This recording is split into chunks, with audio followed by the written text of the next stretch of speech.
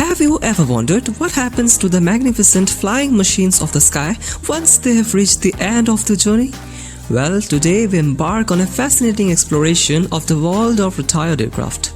Like all things in the world, aircraft sometimes become old or are retired early if they don't comply with the latest security standards. When an airplane is no longer needed or wanted, it may be retired to an open-air storage facility known as a boneyard. Here, an Airbus A340 is torn down as it reaches the end of its lifespan.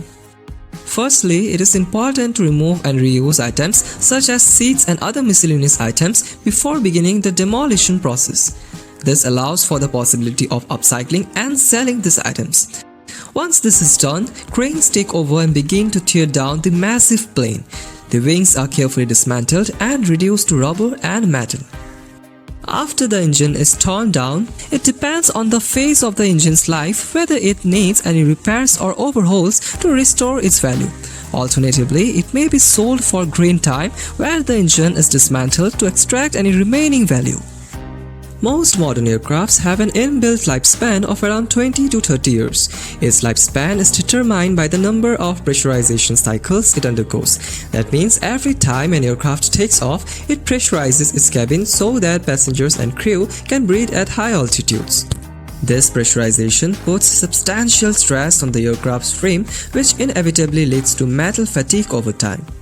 Over the course of many thousands of flight hours, this fatigue can become deadly. Metal fatigue can cause catastrophic failures without warning, causing damage or even death. You can better understand metal fatigue from this scene of Iron Man 3.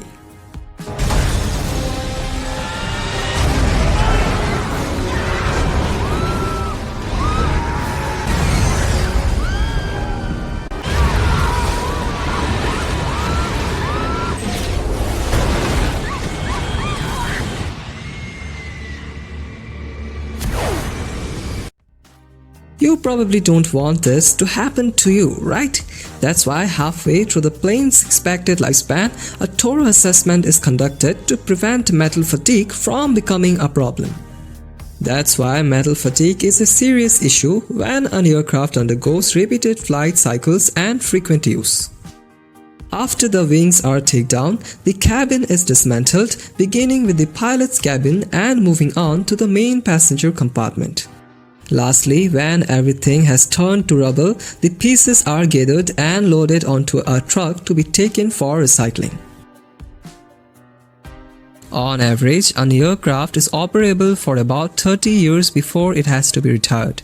A Boeing 747 can endure about 35,000 pressurization cycles and flies roughly 135,000 to 165,000 flight hours before metal fatigue sets in.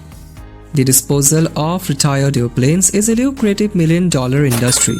Once retired, many airplanes are stripped for valuable parts which can amount to millions of dollars.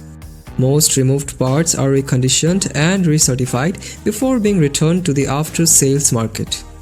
The boneyards of the world are rapidly filling up with unwanted 747s. For instance, the Davis Monthan Air Force Base in Arizona is the world's largest aircraft boneyard, housing over 4,000 aircraft. However, this number has fluctuated over time and has been even higher in the past. Some fortunate aircraft end up as treasured museum pieces or transformed into stunning aircraft cafes. Such incredible and imaginative reuse should be encouraged. Since 2007, Tarmac Aerosave has recycled over 300 aircrafts, including the Airbus A380, the world's biggest passenger plane.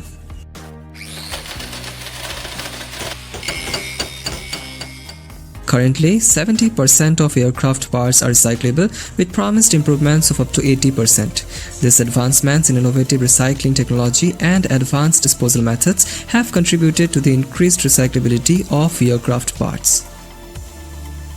I hope you have enjoyed this video. Make sure to subscribe to this channel so you don't miss any of our new content. Till then, take care and goodbye.